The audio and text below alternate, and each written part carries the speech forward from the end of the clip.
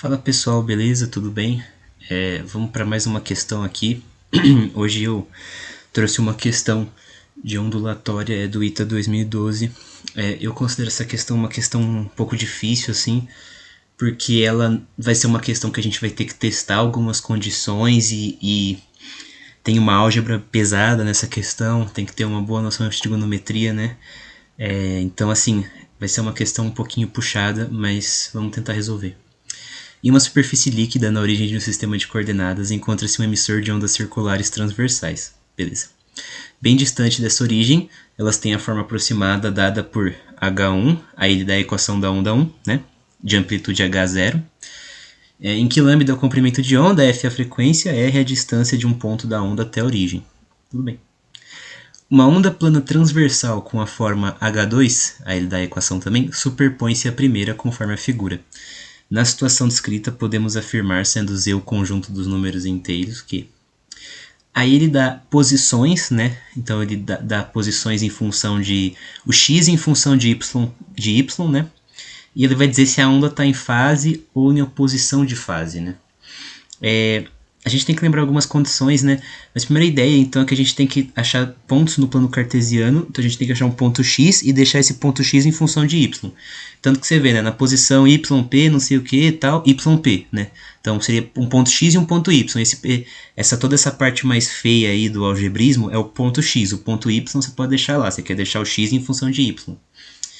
Então qual que é a situação? A gente vai ter... Tem várias situações dessa questão. Primeiro a gente vai ter duas ondas se superpondo. E a gente quer achar dessa onda sobreposta se vai ter fase ou vai ter oposição de fase, tudo bem? Bom, a amplitude das ondas é a mesma, tá? Então, para a gente ter oposição de fase, a gente precisa que a somatória das duas ondas dê zero naquele ponto. Tudo bem? Essa é a nossa condição de oposição de fase. A gente também podia usar a condição, né, de que está em oposição de fase vai ser um múltiplo, vai ser um múltiplo de ímpar de π, e se estiver em fase vai ser um múltiplo de 2π no caso, né? A gente poderia usar essas condições, mas eu acho mais fácil trabalhar com a questão da amplitude, porque a gente vai na nossa somatória de ondas, a gente vai achar um argumento seno e um argumento cosseno. É mais fácil pegar só o cosseno e zerar ele, porque você concorda que se tem uma onda em fase e uma em oposição de fase de mesma amplitude, é como se tivesse uma para cima e uma para baixo. Então elas vão se somar e se anular, né? Elas se somariam completamente se estivessem em fase. Então vamos atrás dessa condição de oposição de fase, que ela é mais fácil de fazer. E por isso que eu falo que tem que testar condições. No caso, a gente teria aqui para essa questão testar a condição em fase e em oposição de fase. Mas testando a oposição de fase, que é mais fácil, a gente já acha a alternativa correta, tudo bem? Para fazer essa questão, a gente precisa lembrar de prostaférese, né?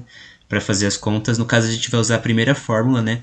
Que é o seno de P mais seno de Q, é 2 seno P mais Q, cosseno P menos Q. Vai usar porque as duas amplitudes, as duas equações de onda estão com funções seno. Então a gente vai ter que fazer essa soma aí de senos, e aí posteriormente a gente vai ter que buscar a condição de oposição de fase, beleza? Então vamos lá. Bom pessoal, então vamos lá. A gente tem aqui para lembrar que a minha diferença de fase for um múltiplo inteiro de 2π, né? A gente vai ter ondas em fase, e se for um número ímpar que for múltiplo de π sobre 2, vamos ter oposição de fase. Tudo bem? Nesse caso, a gente vai somar as duas ondas, né? Eu vou chamar esse argumento aqui da primeira onda de alfa e esse de beta para não ter que ficar escrevendo muito.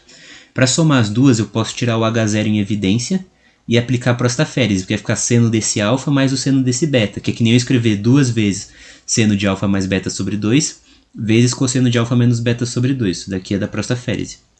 Alfa mais beta, se a gente for fazer a nossa soma, vai ficar 2π sobre lambda r mais x menos 4πt, e alfa menos beta vai ficar 2π sobre lambda r menos x. Tudo bem? Lembrando que a gente vai ter que dividir por 2, tá? Bom, fazendo aqui então as nossas substituições, eu tirei o π em evidência. Aqui que eu dividi por 2 vai ficar π lambda r mais x menos 2πt, e eu tiro o π em evidência, vai ficar r mais x sobre lambda menos 2t, vezes o cosseno de 2π lambda sobre r, vezes r menos x sobre 2, vai ficar π lambda r menos x, né? Então vai ficar π lambda r menos x, Quem vai definir se tem oposição de fase ou não é o cosseno, porque ele é o meu termo independente de t. Aqui tem um t, tá vendo? E aí ficaria um pouco chato de trabalhar com a questão porque ele não nos deu informações temporais sobre a onda. A gente precisa zerar o cosseno para que ela esteja em oposição de fase para um ponto qualquer, tá bom? Porque aqui a gente vai depender do tempo e a gente não tem a função do tempo, então é melhor a gente trabalhar só com esse cosseno aqui. Então, você concorda que se a gente está somando ondas e a gente quer uma interferência destrutiva, ou seja, oposição de fase, tem que dar zero isso daqui. Então o cosseno vai dar zero, porque o 2H0 não é, o seno a gente não pode garantir, então o cosseno tem que zerar. Para fazer essas contas aqui de oposição de fase, então o cosseno de π sobre lambda r menos x vai ter que dar zero, e o π lambda r menos x tem que ser π sobre 2 mais kπ, né? Porque cosseno zero, então o ângulo vai ser π sobre 2 mais kπ. Se k for igual a 1, por exemplo, vai ser 3π sobre 2, que o cosseno também é zero. Então ele fica dando a volta no ciclo trigonométrico, né? π sobre 2, 3π sobre 2, π sobre 2, 3π sobre 2. É porque os dois resultados valem, por isso a gente coloca esse kπ. Se a gente isolar o r menos xp, vai ficar lambda meio mais k. A gente isola o r, a gente chega em xp mais lambda meio mais k. Por que eu isolei o r? Vamos lá, na questão ele diz que, como é que a gente vai trabalhar a partir daqui? Isso é uma coisa que o aluno tinha que notar, por isso que eu falo que essa questão é complexa. O r é um ponto qualquer, o r é a distância, né, de um ponto qualquer até a origem. E distância entre dois pontos, né, se a gente está até a origem, no caso, é como se fosse uma circunferência, né, naquele ponto. Então vai ser r ao quadrado igual a x ao quadrado mais y ao quadrado. É como se fosse um Pitágoras, né, na realidade, que a gente está fazendo aqui. Né? Porque você tem a distância até a origem, você vai ter um x, um y, x ao quadrado mais y ao quadrado, r ao quadrado. Então a gente vai ter que escrever essa relação aqui para poder resolver essa questão. Né? Xp ao quadrado mais yp ao quadrado vai ter que ser igual. Aí a gente vai substituir o nosso r, tá vendo? Porque é um Pitágoras, vai substituir o nosso r, vai ficar essa expressão grande, é um trabalho algébrico chato. Desenvolvendo, a gente vai chegar em xp tem que ser igual a yp ao quadrado, 2k mais 1 lambda, menos lambda sobre 2k mais meio. Esse é o meu xp em função de yp, então eu venho e coloco ele no lugar do x, e no do y é somente o yp. Isso aqui, o meu k vai ter que pertencer aos números inteiros, tá bom? E aqui no caso, a gente vai trabalhar com a ideia de oposição de fase, tudo bem? Essas ondas, elas têm que estar em oposição de fase para que haja essa situação aqui proposta no enunciado, tudo bem? Então, a gente vai ter que achar nas alternativas qual alternativa corresponde a essa expressão. Bom, voltando aqui para a questão, a gente vê que na alternativa D, a gente vai achar a mesma expressão, né, a qual a gente estava procurando. Particularmente eu acho essa questão um pouquinho difícil, porque você tinha que lembrar, né, que não é tão difícil essa parte, mas tinha que lembrar, né, da questão do Pitágoras, né, do ponto até distância de um ponto até a origem.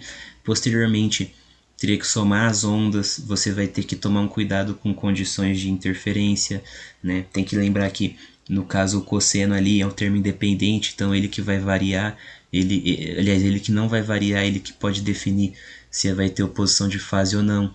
Então, particularmente, eu acho essa questão um pouquinho difícil, um pouco pesada, mas é possível de se resolver, é legal porque une bastantes conceitos aí de trigonometria e tal. Enfim, achei uma questão bem bacana, então a gente vai ficar com a alternativa D, tudo bem? É isso, pessoal. Obrigado, um grande abraço.